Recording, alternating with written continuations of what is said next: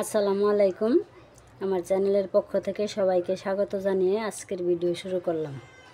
বন্ধুরা সবাই কেমন আছো? আশা করছি ভালো আছো। আলহামদুলিল্লাহ আমিও ভালো আছি। আজকে আমি বন্ধুরা রান্না করব পাঙ্গাস মাছ। পাঙ্গাস মাছ কী দিয়ে রান্না করব সেটাও দেখাবো।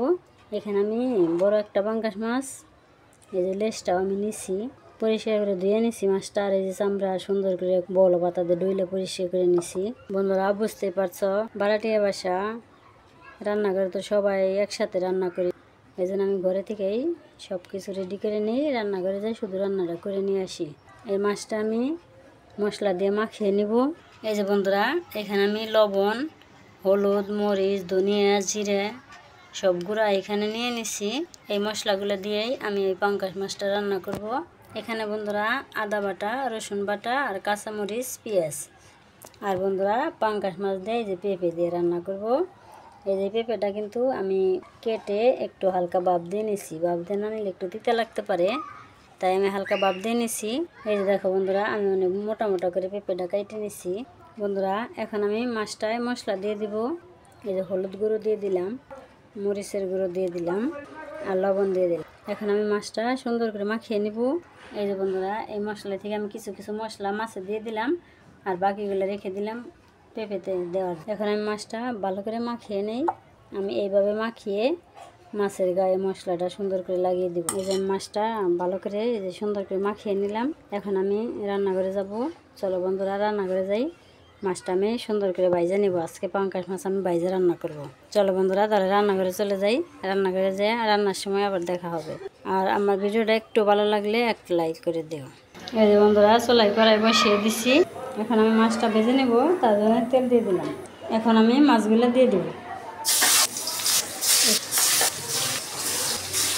সবগুলো মাছ একসাথে দিয়ে দিলাম। এখন আমি উল্টিয়ে দেব। এই যে পাঙ্গাস মাছটা আমি সুন্দর করে ভেজে নিলাম। এখন আমি একটা একটা করে নামিয়ে নেব।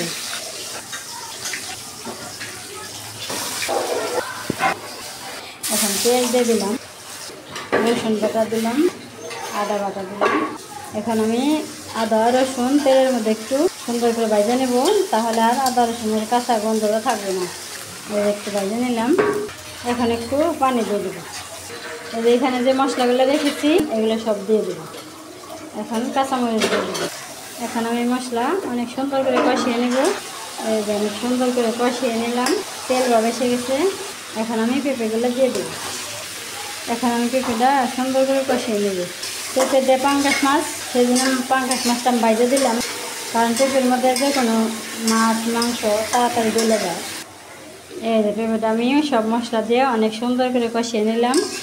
এখন আমি পানি দিয়ে দেবো। যে সবজিটা কাঁচা খাওয়া যায় সেই সবজিটা একটু কম সিদ্ধ করা লাগে। পানি দিয়ে দিলাম। এই কোনো সবজি নাই তো ঘরে, এই জন্যে খালি পেঁপেটা ছিল, তাই পেঁপে দিয়েই রান্না করলাম। এখন আমি চুলাটা বাড়িয়ে দিলাম, তাড়াতাড়ি বলক এসে দেবো।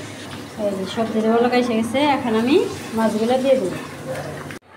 এই যে বন্ধুরা, আমার পাঙ্গাস মাছ দিয়ে পেঁপের তরকারি হয়ে গেল। এখন আমি ঘরে নিয়ে যাব, ঘরে নিয়ে তারপরে দেখাবো সবাইকে। এই যে বন্ধুরা, আমি ঘরে নিয়ে এসে একটা বাটিতে ঢেলে নিলাম পেঁপে দিয়ে পাঙ্গাস মাছ। কেমন হলো অবশ্যই কমেন্টে জানাবে। তাহলে আজকে আমার পাঙ্গাস মাছ দিয়ে পেঁপের রেসিপি কেমন হলো অবশ্যই কমেন্টে জানাবে। আর সবার সুস্বাস্থ্য কামনা করছি। এতক্ষণ ধৈর্য ধরে কষ্ট করে যারা ভিডিওটা দেখলে সবাইকে অনেক অনেক ধন্যবাদ। আর ভালো ভালো কমেন্ট করবে, আমি সবগুলো কমেন্টের উত্তর দেওয়ার চেষ্টা করব। তাহলে আজকের ভিডিও এখানে রেখে দিলাম। সবাই ভালো থাকবে, সুস্থ থাকবে, সাবধানে থাকবে। আল্লাহ হাফেজ, আসসালামু আলাইকুম।